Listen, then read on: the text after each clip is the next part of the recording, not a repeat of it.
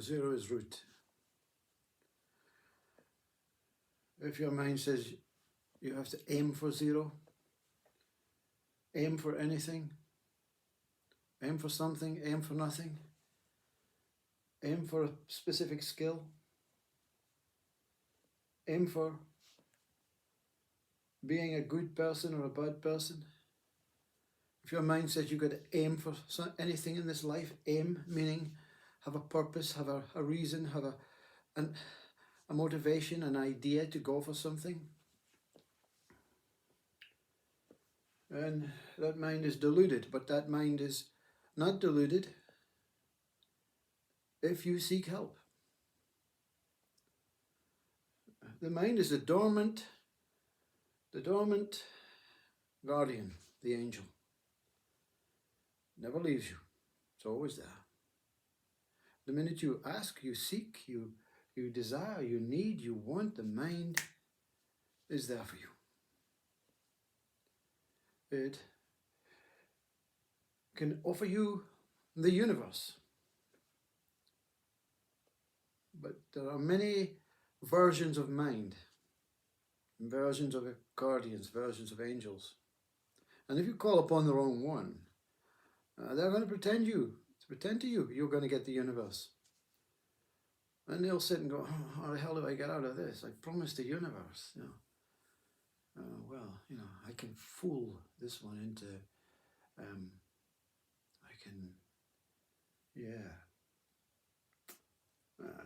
think a new car might pacify for a while.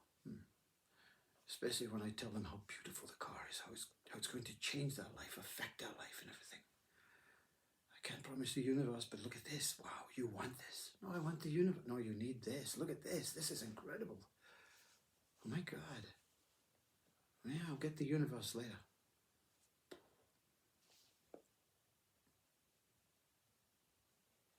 The mind is a chaotic landslide of different qualities and this is human. Someone can say, I can't give you anything other than love. But even offering you love is fooling you into saying, it can give me something. You can give me something. You said you can give me love. We're here pure. We don't need anything. As zero, you cannot really accomplish anything or experience anything or utilize your sensory or emotional system to its perfect reason for being here. So you have the ability to move into nothing, but when you move into something, to nothing, it is woven. Nothing and something are woven. You need 2 knitting needles. As soon as you bring in one and you want to do a specific pattern, I know you can do some patterns with 1 needle, but okay, boom, boom, boom, boom, boom, boom. Something, nothing, something, nothing, something, nothing, something, nothing, something, nothing, something, nothing. Something and nothing are woven. They're really one. There is just this as it is. But it appears to be that we focused on 1 needle more so than the other needle. And therefore we suffer. And the mind of suffering comes in and says, I can get you out of suffering. So any teacher that really knows the truth knows.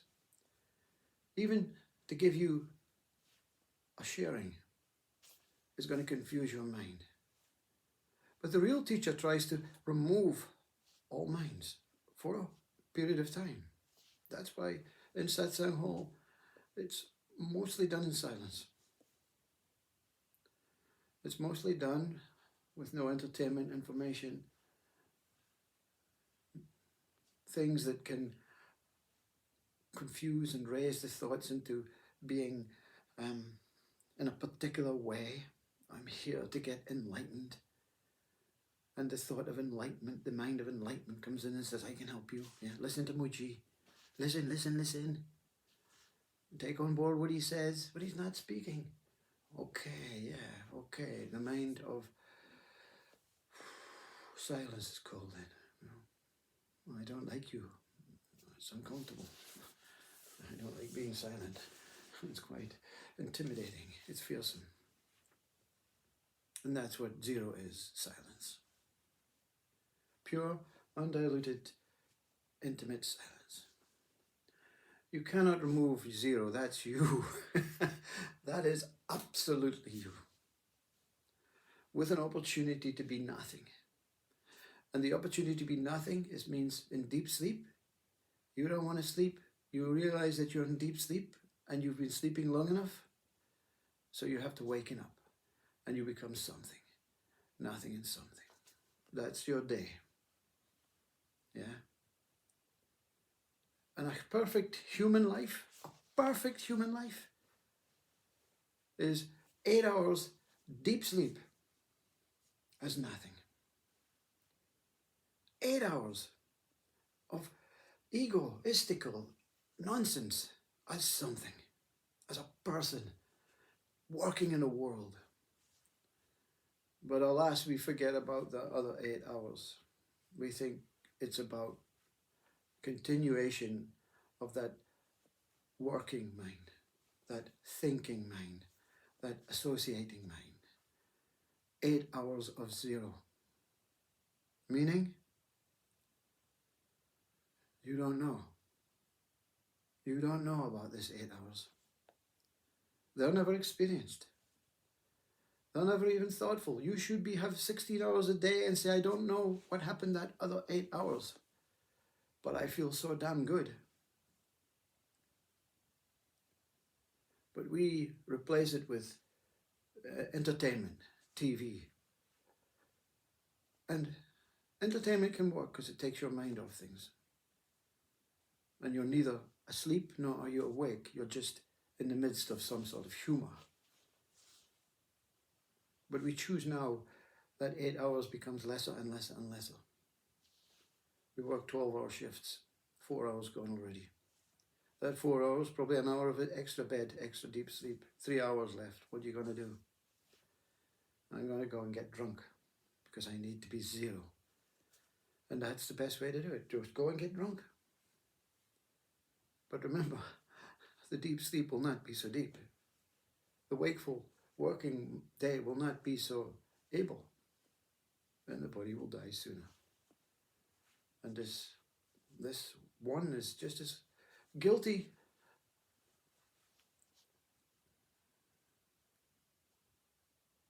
So, you can't live a life of zero. You can touch zero, you can touch base, you can touch that moment, you can touch yourself, you can touch that intimate wisdom of God, you can touch anything you want to in this world using this body, you can touch anything. But you cannot keep anything. You cannot maintain anything. Because it's given to you as a diverse opportunity to experience everything that is possible to experience. A complete whole something world. A complete whole mind-based world. A complete whole illusionistic dream world. A complete whole deep sleep world that makes the wakeful day feel better. And the wakeful day, if it's experienced to its full potential, makes the deep sleep day better. And that middle point is gratitude. Zero is gratitude for being here. You don't have to spend 8 hours or 3 hours praying and being in gratitude. You just have to remove, undress. There's a great story by Muji, The King and the Cleaning Boy. That 8 hours that we abuse, each one of us, that cleaning boy is that final confirmation about this last 8 hours of zero. When it hides in the corner and witnesses and watches. The master, the cleaning boy himself, becomes the master and undresses. Undresses all the deep sleep, all the something world, all the nothing world, and returns to its original self. And in that moment, that gratitude creates the most universal shift that makes the Big Bang look like a little fart.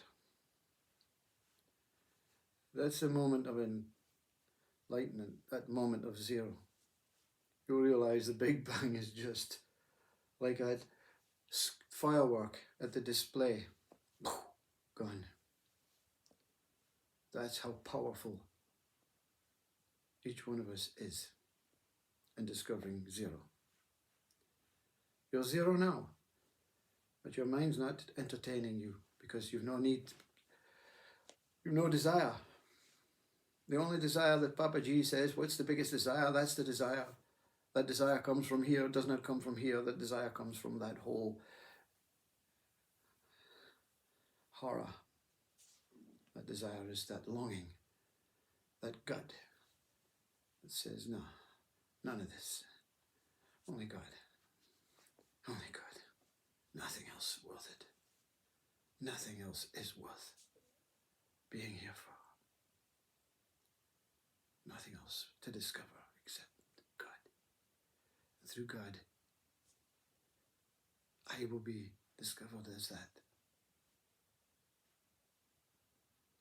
That I am. Namaste. Happy 0 days. Happy fulfilled days. Happy always days. Happy busy days. Happy, happy, happy.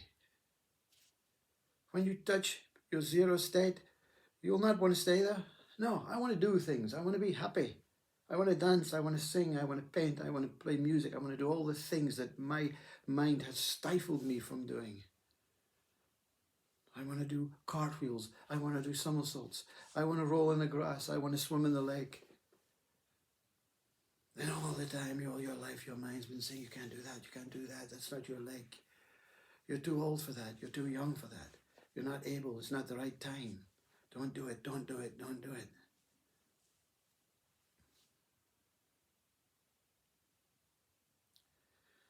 Are you going to obey this mind when it says you can't find God? You have better things to do. Sod you, mind. I'll call you when I need you.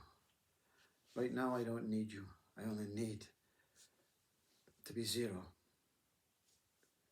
Everything arises from zero. You cannot destroy your originality, your truth, yourself. You're a zero state. You can give birth to everything in your life. Zero doesn't mean you have to sit like this for the rest of your life. Zero means I've touched base. And I'm not going to leave base. But I have arms and legs and a body and limbs and emotions and senses and breath and a world to knock spots off. And you go out fighting. So go out of this life fighting. Fighting with joy.